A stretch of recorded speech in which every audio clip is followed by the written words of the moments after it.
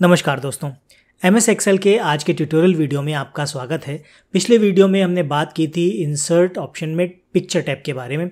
आज हम बात करेंगे शेप के बारे में। ये शेप टूल भी काफ़ी कमाल का टूल है, बहुत अच्छा फीचर है।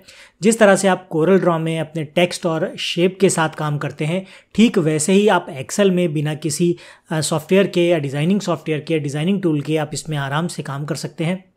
तो आइए फटाफट देखते हैं कि शेप टूल को हम कैसे यूज़ करते हैं। तो इसके लिए ये शेप टूल रहा आपका, इस पर आपने क्लिक करना है और क्लिक करेंगे तो देखिए यहाँ ढेर सारे शेप के ऑप्शन आपको मिल जाएंगे। ये रिसेंटली यूज शेप टूल्स है, लाइंस हैं, रेक्टेंगल्स हैं, बेसिक शेप्स है, block arrows, flow chart, stars and banners और कैलआउट्स। तो कॉलआउट्स हैं। तो इस तरह की ये टैब्स हैं जिसमें आप अलग अलग शेप में इसको इस्तेमाल कर सकते हैं। तो आइए हम फटाफट इसको, क्योंकि इसमें जो जो शेप टूल में सबसे ज़्यादा यूज़ हो सकता है वो ये आपका टेक्स्ट बॉक्स है, जिसकी सहायता से हम शेप टूल के अंदर कुछ भी अपना टाइप कर सकते हैं। जैसे इस पर आपने क्लिक किया, क्लिक करने के बाद ये आपके सामने जो आपका कर्सर है वो इस तरह से चेंज हो जाएगा। यहाँ पर आप कोई भी शेप आप दे दीजिए यहाँ पर, और आप देखेंगे कि इसके अंदर टाइपिंग का आपके पास जो कर्सर है वो आ जाता है। यहाँ पर आप कुछ भी टाइप कर सकते हैं। तो इस तरह से आप इसमें कोई भी मैटर टाइप कर सकते हैं, और मैटर टाइप करने के बाद आपको कमाल की चीज़ें मिल जाती हैं। जैसे ही आप इसको टाइप कर देंगे, आपको ये जितने भी MS वर्ड के फीचर्स हैं वो सारे इस पर काम करने लग जाते हैं। यहाँ पर ये देखिए, ये आपके टूल्स आ गए। यहाँ पर आप फॉन्ट चेंज कर सकते हैं, बोल्ड कर सकते हैं, इटैलिक, अंडरलाइन कर सकते हैं, और इस तरह से यहाँ पर सेंटर कर सकते हैं, लेफ़्ट अलाइनमेंट, राइट अलाइनमेंट। इस टेक्स्ट का कलर चेंज कर सकते हैं, अगर आप चाहें तो ऑटोमेटिक रखना चाहें तो वो रख सकते हैं। और यहाँ पर आप Ctrl+J प्रेस करेंगे तो जस्टिफाई भी कर सकते हैं, जो कि आप एक्सेल में नहीं कर सकते। एक्सेल में क्या होता है, एक लिमिटेशन होती है आपके सामने कि एक सेल में आप उतना ही मैटर टाइप कर सकते हैं, लेकिन इस तरह के बॉक्स में कोई लिमिटेशन नहीं होती। और ये जब आप इसको टाइप करेंगे तो ये बड़ा ही आश्चर्यचकित होता है मैटर, कि मतलब आप इस तरह से टाइप कर सकते हैं। जिसको नहीं फीचर पता है वो आपको ये देख कर ही बता सकते हैं कि एक्सेल में ये आपने कैसे काम किया होगा, उनको आइडिया नहीं होता इस चीज़ का, लेकिन जिसको मालूम है वो कर सकता है। तो आप इस तरह से अपने टेक्स्ट को, अगर बड़ा टेक्स्ट है तो इस तरह से आप टेक्स्ट बॉक्स का यूज़ करके इसको लिख सकते हैं। इसके अलावा आप, जैसा कि हमने बताया, यहाँ पर आप फॉन्ट बड़ा छोटा कर सकते हैं। यहाँ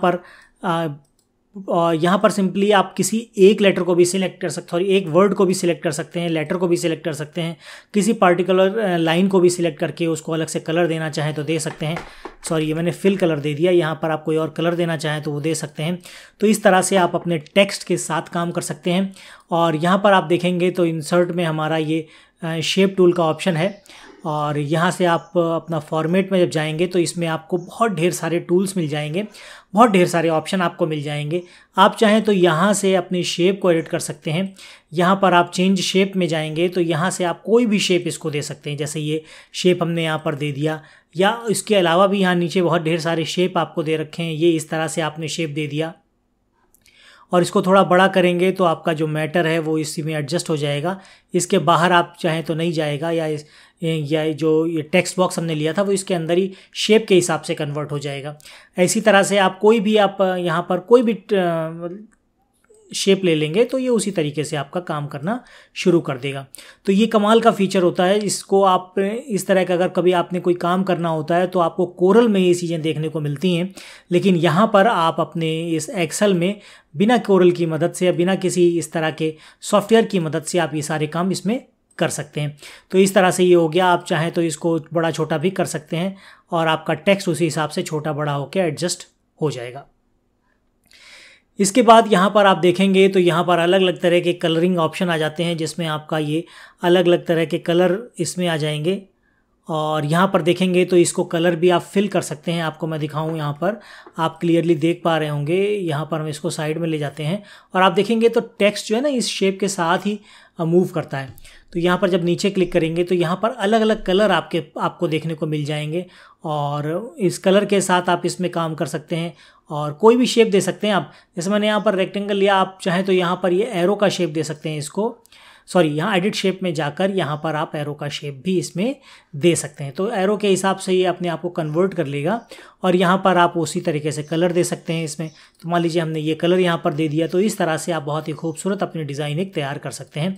और इसमें मैटर आपका कुछ कट रहा है तो इसको थोड़ा सा ड्रैग करेंगे या नीचे ड्रैग करेंगे तो यहाँ पर ये मैटर पूरा आपको दिखाई दे जाएगा। तो इस तरह से आप शेप स्टाइल के साथ काम कर सकते हैं। शेप फिल में अगर अलग से कोई कस्टमाइज कलर आप देना चाहते हैं, अपनी पसंद का कोई कलर देना चाहते हैं तो यहाँ से दे सकते हैं। इसके अलावा शेप आउटलाइन अगर कोई कलर देना चाहते हैं तो यहाँ से आउटलाइन का कलर दे सकते हैं। और यहाँ पर आएंगे तो शेप इफ़ेक्ट में आपके पास यहाँ पर शेप इफ़ेक्ट मिल जाएंगे, तो शेप इफ़ेक्ट भी दे सकते हैं। ये देखिए नीचे आपका थोड़ा सा रिफ्लेक्शन आ रहा है, वो उस तरह से वो दे सकते हैं। साथ ही यहाँ पर 3D में अगर आप देना चाहें तो 3D भी दे सकते हैं। तो ये देखिए इस तरह से आप 3D में भी इसमें अपना काम कर सकते हैं और 3D में आप अपने शेप को कन्वर्ट कर सकते हैं और ये बहुत ही कमाल का इसमें फ़ीचर रहता है। और एक बार फिर हम यहाँ आ जाते हैं और अपने शेप को दोबारा से हम इसमें चेंज कर लेते हैं। 3D वाले हम ऑप्शन में गए थे तो हम इसको नॉर्मल कर देते हैं, तो ये हमारा हो गया नॉर्मल। अब हम यहाँ पर आते हैं वर्ड आर्ट में। तो वर्ड आर्ट यहाँ पर आप देखेंगे तो इसमें जो आपके पास शब्द ढेर सारे हैं, तो इसको अच्छे से समझने के लिए हम कोई एक यहाँ पर शब्द ले लेते हैं। मान लीजिए हम यहाँ पर ले लेते हैं यूट्यूब। तो यूट्यूब हमने ले लिया और यहाँ पर इसको हम थोड़ा सा बड़ा कर देंगे। ये हमने इसको बड़ा कर दिया है और बड़ा करने के बाद यहाँ पर हम वर्ड आर्ट में आएंगे। अब आप यहाँ पर देखेंगे तो आपको अच्छे से समझ में आएगा।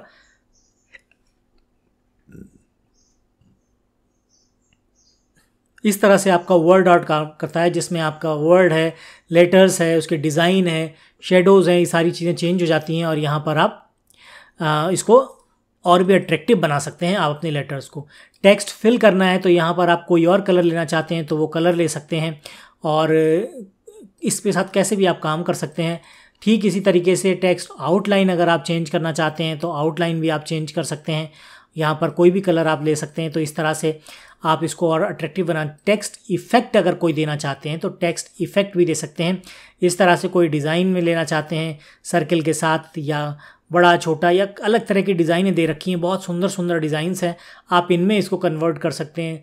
3D व्यू में अगर आप देखना चाहते हैं तो 3D व्यू में यहाँ से क्लिक करेंगे तो ये 3D व्यू में आपको दिखा देगा।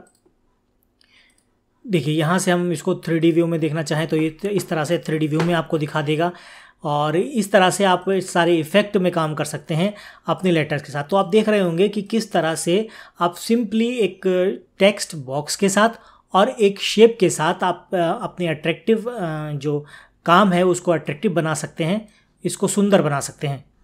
इसके अलावा अब यहाँ पर हम आ जाते हैं ब्रिंग फॉरवर्ड और सेंड बैकवर्ड। तो इसके लिए आपको क्या करना होगा, ये आपका तभी काम करेगा जब आपके पास एक से ज़्यादा बॉक्सेस हों या इस तरह से आप एक से ज़्यादा शेप पर काम कर रहे हों। तो हमने इसको डिलीट कर दिया मान लीजिए और यहाँ पर इंसर्ट में जाकर हमने दोबारा से ये शेप ले लिया। यहाँ पर एक हम सर्कल ले लेते हैं और यहाँ पर इसको शेप हम येलो दे देते हैं। इसी तरह से हम एक और शेप ले लेते हैं यहाँ पर और उस शेप को हम रेक्टेंगल कर देते हैं। सॉरी, अब मैंने यहाँ पर सर्कल ही ले लिया, उसको हम इस तरह से रेक्टेंगल एक बार, वैसे तो रेक्टेंगल ज़रूरी नहीं आप रेक्टेंगल ही लें, आप कोई भी ले सकते हैं शेप। हमने यहाँ पर इसको चेंज कर दिया और यहाँ पर हम दोबारा से शेप में जाते हैं, इंसर्ट शेप में गए और यहाँ से हम एक सर्कल भी ले लेते हैं और सर्कल को कोई कलर दे देते हैं, मान लीजिए ऑरेंज दे दिया। उसके बाद हम इंसर्ट में गए, शेप में गए, यहाँ एक और हम शेप ले लेते हैं और चलिए ट्रायंगल ले लेते हैं। तो ये हमने ट्रायंगल ले लिया और यहाँ पर इसको हमने ग्रीन कलर दे दिया। तो अब ये 3 हमारे पास शेप हो गई। अब इस पर जब आप काम करेंगे तो अच्छे से ये चीज़ें आपको समझ में आ जाएंगी।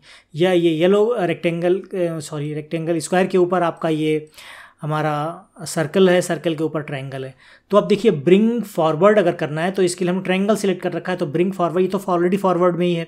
तो हम रेक्टेंगल को हम स्क्वायर को सिलेक्ट करेंगे, ब्रिंग फॉरवर्ड पर क्लिक करेंगे, 2 ऑप्शन मिलेंगे, ब्रिंग फॉरवर्ड और ब्रिंग टू फ्रंट। तो हम ब्रिंग टू फ्रंट करेंगे तो देखिए क्या होता है, ब्रिंग टू फ्रंट करते ही सबसे पहले एकदम सबसे ऊपर आ गया। और अब इसको हम एक बार बैकवर्ड कर देते हैं, सेंड टू बैक कर देते हैं। अब देखते हैं इसको हमें ऊपर लेके आना है, ब्रिंग फॉरवर्ड करना है। तो ब्रिंग फॉरवर्ड में हमें ब्रिंग फॉरवर्ड करेंगे तो देखिए क्या होता है, एक एक करके आएगा। पहले ये सर्कल के ऊपर आया, दोबारा से ब्रिंग फॉरवर्ड करेंगे तो हमारा ये ये ट्रायंगल के ऊपर आ गया। इसी तरह से सेंड बैकवर्ड में सेंड बैक करेंगे तो एकदम से पीछे चला जाएगा, सेंड बैकवर्ड करेंगे तो स्टेप बाय स्टेप ये पीछे जाता जाएगा। और सिलेक्ट पेन में जैसे कि हमने पीछे यहाँ पर इंसर्ट में हमने डिज़ाइन टूल में जो पिक्चर में हमने बात की थी वही यहाँ पर सेम है सिलेक्ट पेन में। यहाँ पर पेन में जितनी डिज़ाइनें हैं वो आपकी दिखाई दी जाएंगी, जितने शेप हैं वो दिखाई देंगे और उसको हम ड्रैग करके ऊपर नीचे कर सकते हैं। जैसे ये रेक्टेंगल ऊपर आ गया, रेक्टेंगल बीच में चला गया, ट्रायंगल बीच में चला गया, ट्रायंगल सबसे ऊपर आ गया। तो इस तरह से हम ऊपर नीचे आगे पीछे कर सकते हैं इसको और बहुत ईजिली काम कर सकता है। ठीक ऐसे ही हम इसको अलाइन कर सकते हैं। अलाइन करने के लिए अगर तीनों हमने ये सिलेक्ट कर लिए, मान लीजिए हमने कंट्रोल के साथ तीनों सिलेक्ट कर लिए और अलाइन टू लेफ्ट किया तो देखिए तीनों लेफ्ट अलाइन में यहाँ पर हो गए, हमारे पास एडजस्ट हो गए। ठीक इस तरह से हम सेंटर कर सकते हैं या जैसा आप चाहें वैसा कर सकते हैं। ग्रुप करेंगे तो ग्रुप कर देंगे तो ये तीनों पिक्चर ग्रुप हो जाएंगी और हमारे साथ एक साथ ये इसको मूव करेंगे। अनग्रुप कर देंगे तो उसके बाद हम इसको अनग्रुप करके अलग अलग मूव कर सकते हैं। ठीक ऐसे ही रोटेट अगर आपने करना है तो ये हमारी इमेज है तो ये रोटेट के साथ करेंगे तो ये रोटेट होती जाएगी।